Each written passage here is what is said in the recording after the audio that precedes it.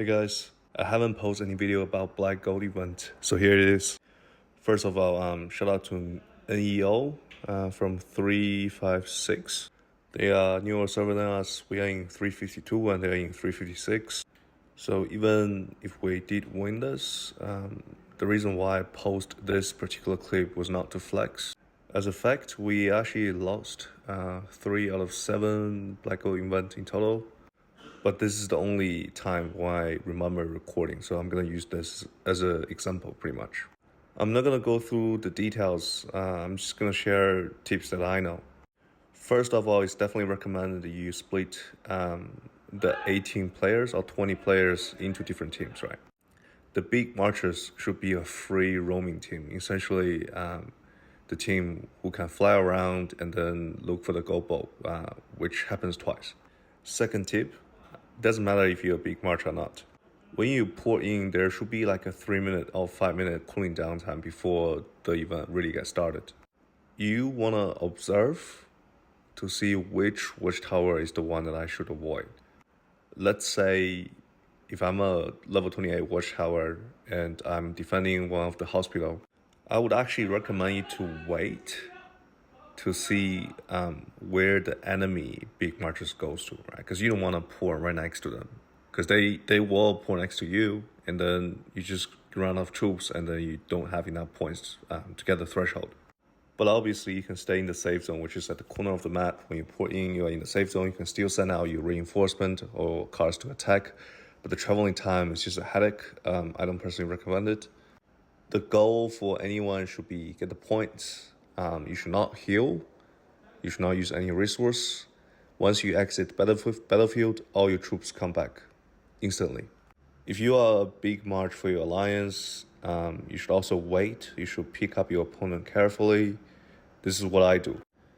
I know which tower I can beat, and then one of the opponent big marches, I'll wait until that watchtower to port first, and then I port right next to it.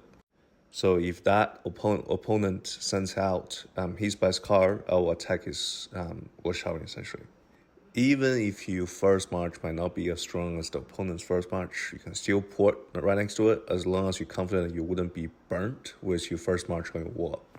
The reason you're doing this is because technically you are dragging that opponent to be afraid of releasing his first march as well, right? So that's a big help for your alliance. So I pick up an opponent, I checked out where that opponent goes, I pour right next to it. I don't do anything until he sends his first march out. If he doesn't send his march out, I'm just gonna stare at each other, man. Like, it's totally fine. You will get enough points if you're a big march. All right, next tip, how to use your TP wisely. You can't just spend rubies to TP around.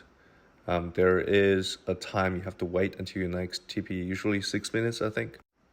If you are a big march and you are in the roaming team, then you can do whatever you want for your first TP. But once your second TP is ready, you should port directly into the middle of the map to get ready for the golden bow drop. Now here is the advanced tip, right? If you are the one who's supposed to carry the gold ball back to your safe zone, you should not be porting very closely to enemy, because they will attack your castle assuming that you don't have enough good march power on your wall. Next tip, you should wait until the second ball, which is the last ball, is determined, right? It's finalized. Then you can port around as you need. I personally does not send my first march unless I need to carry the gold ball. I just observe which enemy tower I can destroy, and I destroy which tower, because that's really the best strategy from my perspective. Another tip is always attack the small target first, unless you're a big march and then you really have some serious responsibility. Next tip, you should not be afraid of scouting, especially big towers. Sometimes they are empty, man. Just burn them. They not deserved to be safe by just looking strong. One last tip, if all your troops is out and then you do have the subs team waiting to join the battlefield to get the points as well, just leave, man. You get enough points, you don't have responsibility, put out to save the chance for others, please.